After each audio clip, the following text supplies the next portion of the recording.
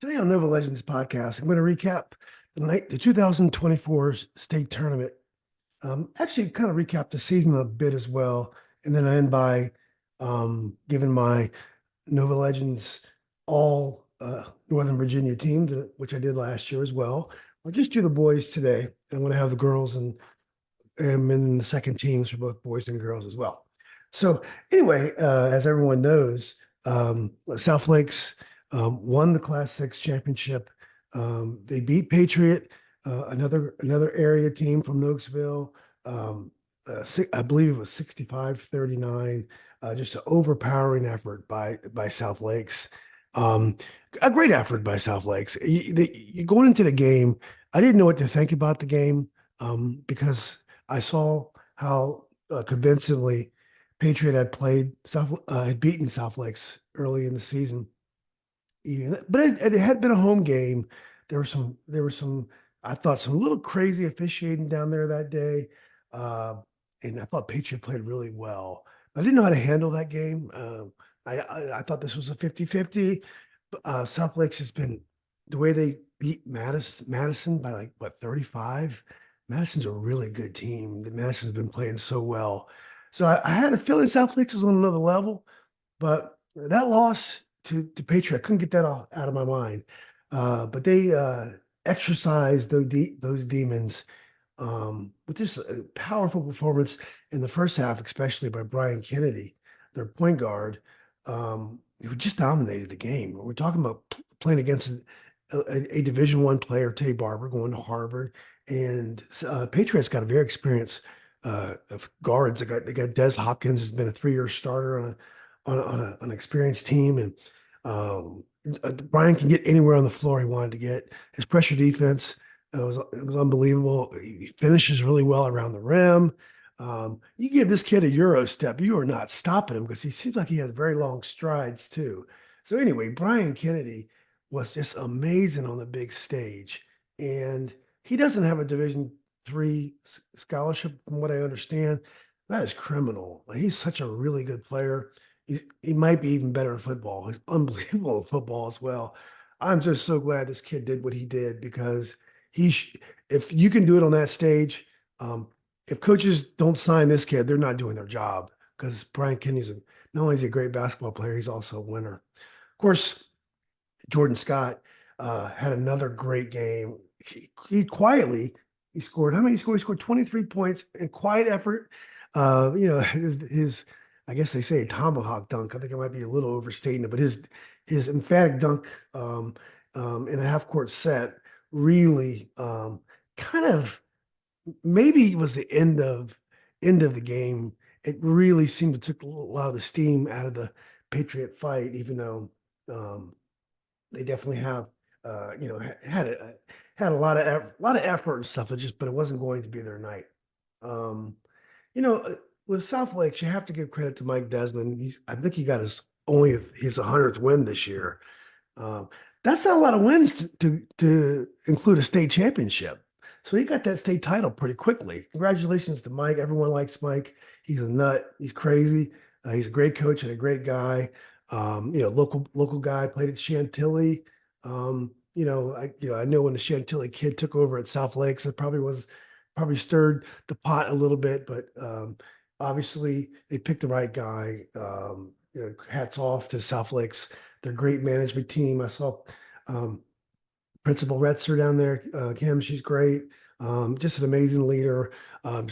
She cheers with her students. You can't tell, if she's one of the students or she's the principal. And of course, Coach Dugan, walking around, always smiling, great guy. Congrats to those guys. Picked the right coach, but you managed the building so well. Um, you know, just South Lakes is one of those schools where everyone kind of likes South Lakes. It was the first like diverse school in the western part of the county. Other parts of the county had always had historical black neighborhoods, but South Lakes was the first school out here in the western part of the county that had a lot of black students. So I think a lot of us African Americans from the area always kind of like South Lakes a little bit in the closet. Plus, you had so many great players, Michael Jackson, Grant Hill, and um, So and then when I coach AAU, I always had a lot of South Lakes kids, Ray Robinson, Joe Bleich, Adam Blake, um, Trevor, I can't remember Trevor's last name. I got a chance to get the Lansdowne brothers every once in a while when they weren't playing. I forgot Bobby's last name, but I always had a lot of South Lakes players, just good dudes, a lot of fun. Tim Elsesser as well. Anyway, so I'm happy, and I have a lot of friends, South Lakes friends. So many of them, but David Harris, Mark Wilkins, Paul Barbieri, Rusty Spurlock, Greg Jefferson. I mean, I'm so happy for the whole community that was able to bring this state championship home. I did mention Grant Hill, and I did mention Michael Jackson, but Jordan Scott is needs to be spoken about with those guys now. He's gonna his place in history is cemented already in his junior year. He's got another year coming back. Hopefully, he stays at South Lakes. Not starting rumors here, but we need him. But he is I guess a 4-star recruit already. He's got tons of offers. He's going to go to a big program. And the way he plays the game, he's such a great shooter. He's clutch. He defends. I mentioned earlier he had that dunk. That's not really like him, but the situation kind of needed it. He's not really the kind of player that's showy or doesn't get in people's face, but he does what's ever needed. And I I think he's going to go down in history as one of the top 5 players in northern region history, the former northern region with it's now called Occoquan and Northern. But I think he's going to go down there as one of the top 5 players and ever play in public school. So kudos to Jordan Scott. It's I got a chance to watch a lot of the state tournament this year because of NHFS. So I think this is kind of a vestige from the COVID years where you can watch games online, I think. But anyway, it's great. It's not that convenient to go. No one wants to go to Richmond to watch what is it, 12 state title games in 6 classifications. If it was a doubleheader, like for example, if South Lakes now, because they beat Patriot, was going to play Woodside, the Class 5 champ, that one more game. Well, if we had a chance to do that, obviously we would stay in town. But for one game, it's kind of hard to stay around for all these championships of teams you've never seen play before generally. But if you had a chance to see them again because they won, maybe you would stay. But anyway, NFHS allows you not to have to worry about that. I watched parts of each and every game. Ed Young, Matt Hatfield, others do such a great job. Top analysis. These guys know the game really well. They know Virginia basketball and football really well. So it's great. I'm glad we had the coverage. They they did interview Billy Hahn from I don't know which of the NHFS guys interviewed him, but Billy Hahn is the director. Dr. Billy Hahn is the director of the VHSL, and he interviewed on NFHS on Saturday. I did put the interview up. Very depressing. He kind of had a deer in headlights look to him. Seems like a fine guy. But I think the two takeaways from their meeting they had this week is cross bracketing is okay. So basically, where South Lakes, where Hayfield had to play down at in the Tidewater area, so the Occoquan region had to play the winner from 6A, I guess that is, which was Oscar Smith. They're gonna hold on to that. Lansdowne actually that's something they're going to keep doing. Billy blamed UVA Darden School. Dr. Hahn blamed Darden for this is the only way you can make money in tournaments is cut down on the road trips. And I guess the bigger issue was the super regionals. They're losing money on that, which is that's a head scratcher. But yeah, we threw UVA Darden under the bus. Good job, UVA. Wahoo wah. It's interesting. Listen, these are the things he didn't talk about. Well, he did talk about referee pay. Of all the issues, referee pay in the state tournament is the issue that they talked about. Now, look, the officiating, I thought in the state tournament, the finals was really solid. I caught the end of the Manchester, Thomas Dale girls game. And they did a really good job, and it was a really hectic environment. And I thought they got a lot of the calls right. Guys in the finals did a good job. They were definitely good refs. There's one bizarre play that I want to get back to. Um, but generally, I thought the officiating was good in the state final. Not as good as the DC championship, though. Man, those refs were really good. They must have got some NCAA guys. I don't know who they were, but those were the best. That was the best officiated game I saw all year. But I thought we got some good work in the state. Referee pay. I guess they don't want to, people don't want to do the state tournament games unless the pay's as high as regular season. That's the issue. Wow. So, no thoughts about there's too many classifications. No, could we play? Could South Lakes have played Woodside? That's just one more game. Can you imagine how big that crowd would be? Let's say that Northside, the three champ, would play the four champ Hampton. So we went down to three champions. That's just one more game, but that game's going to have a lot more people. How are you making more money by not having that game? That's a real head scratcher to me. But anyway, no talks about changing that. No talks about some regions are very small, like the Loudoun County regions only have 10 teams. So every year, 2 of 10 of these Loudoun County teams go to state. 2 of 10. I think there's actually a Hampton Roads region with only 9 teams. So I forgot which one it is. And then there's some with 17 teams, 18 teams, and I know the Prince William County teams. Some of those teams are with a region that big, which is probably the way it should be. But look, we should try to even the number of teams in each region. Every team should, have about the same chance of going to state every year. And what's going on with that, guys? Well, we didn't talk about that at all. Nothing about double headers. I wonder if Dr. Hahn heard about what happened in Hilton, where they sent all the people outside who wanted to wait to get back in the game again. You know how silly that is.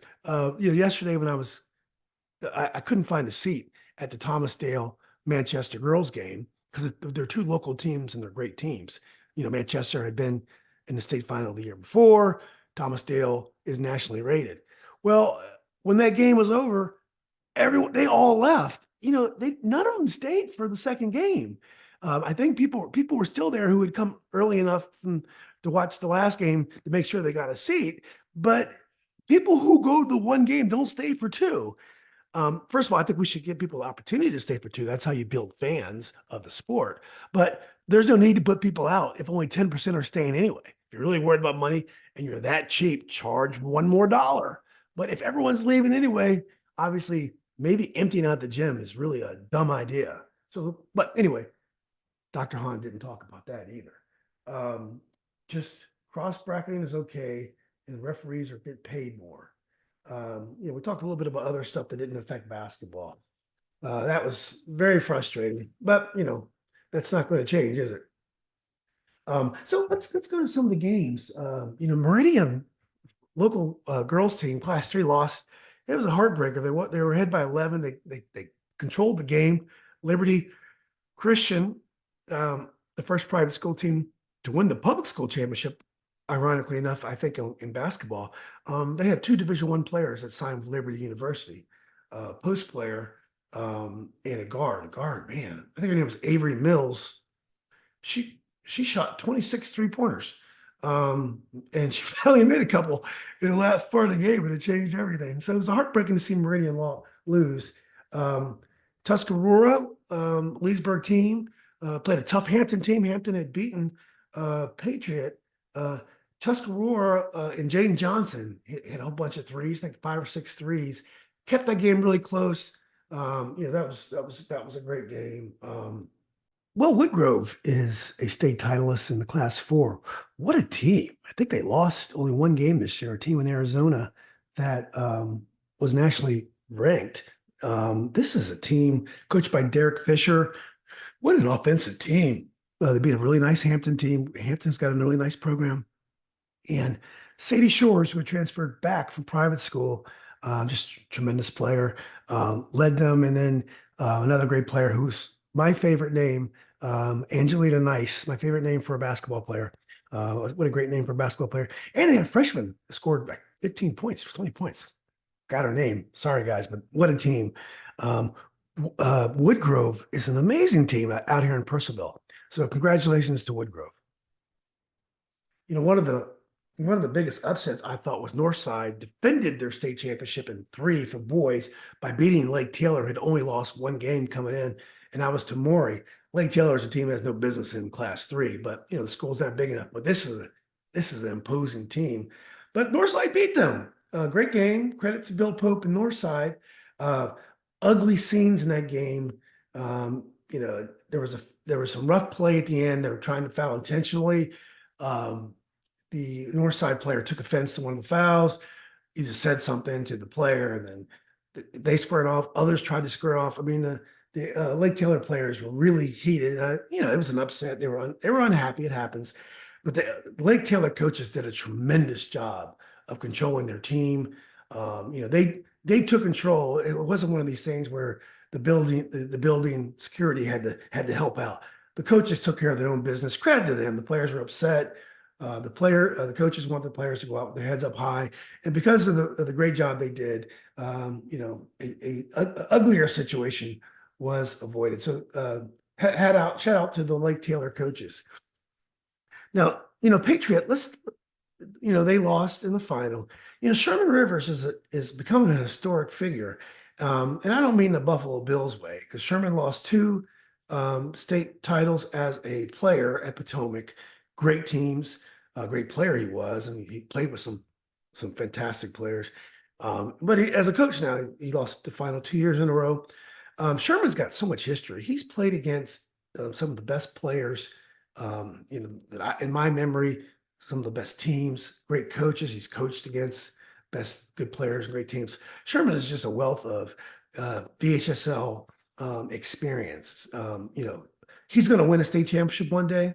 This was not his day. Did a great job with his team. This team has about everything. If you look at this team, you think they're worthy of a state title. They have, as I said before, Tay Barber is a great shooter going to Harvard, had a great year transferring in from Osborne. I'm glad he had a good experience. He didn't go to private school. He stayed with public. And then Isaiah Vick did not have a nice game yesterday. Really struggled attacking Jordan Scott. Jordan Scott is a tough matchup for him, and Jordan was able to force Isaiah into very, very tough shots. He's a much better player than he showed yesterday. Wish he could have hit some foul shots and padded his points total.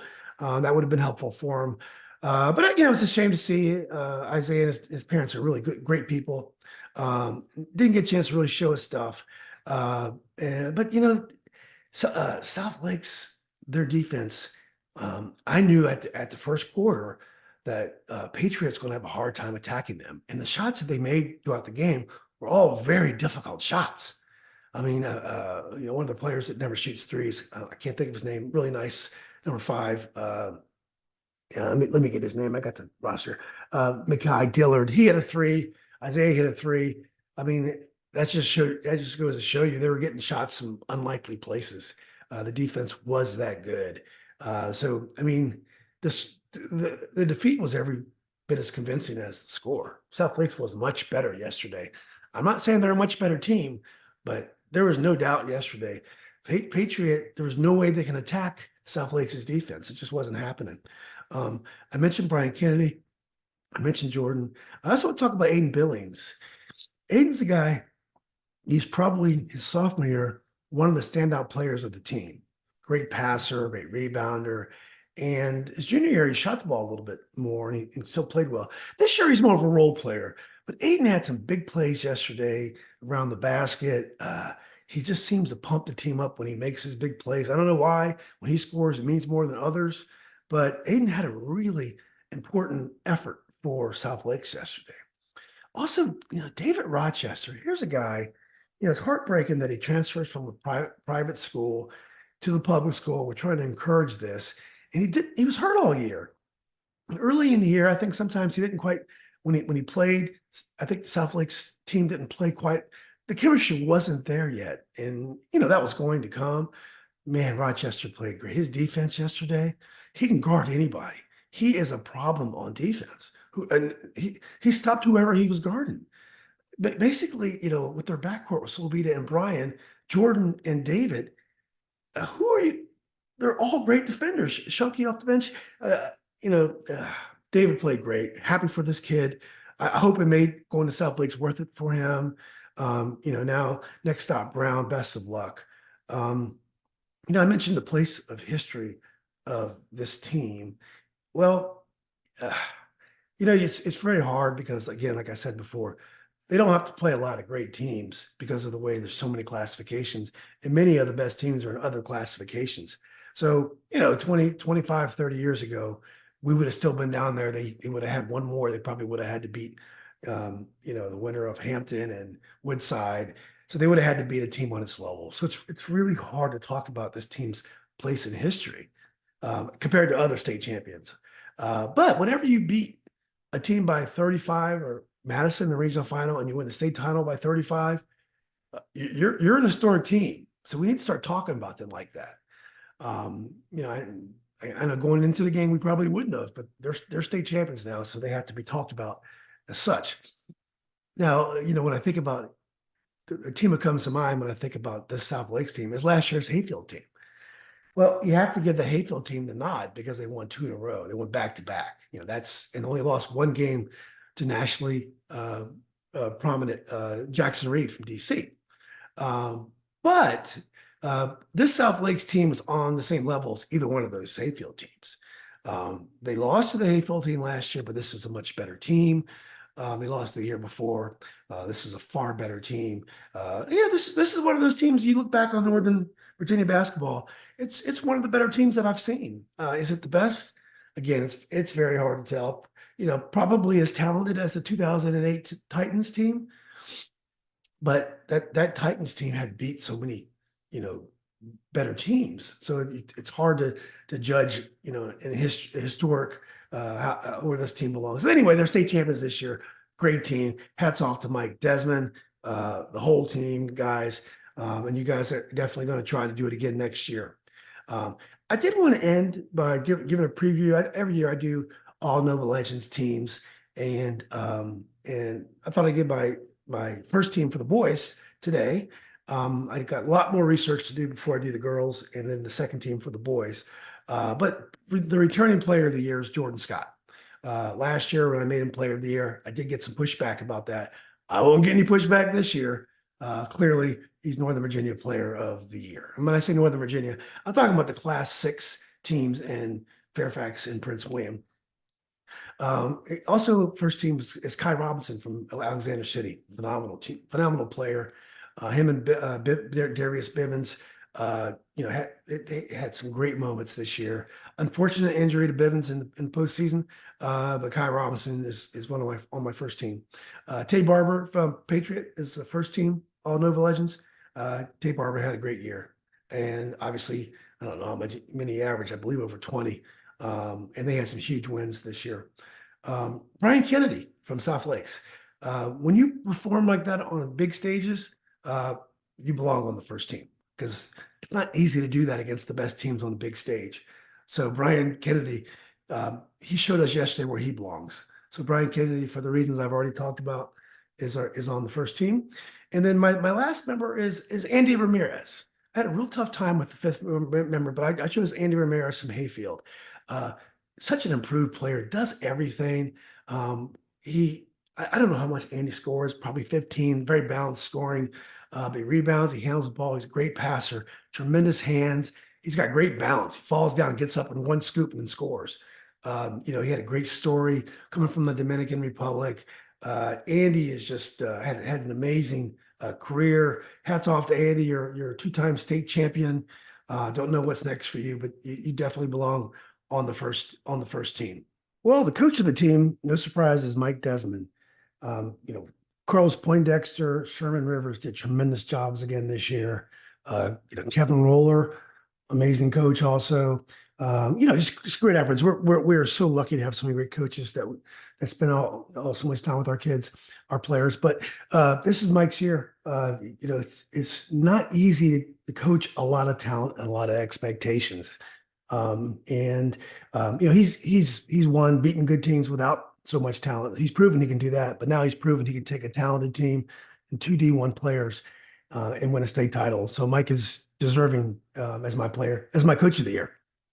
So anyway, that was my thoughts from the state championship game. I didn't get a chance to see a lot of great people this year like I usually do because everyone's kind of in and out. You find to see you don't really see people.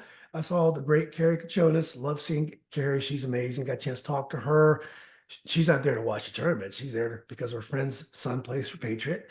Again, people, you just don't see a lot of people there. I was supposed to hang out with my friend Dustin and Joe Bleich, Dustin Alinga and Joe, but couldn't really find them before the game. By the time we find seats, I wanted to sit opposite so I could take photos of the benches, whereas they wanted to sit on the South Lake side.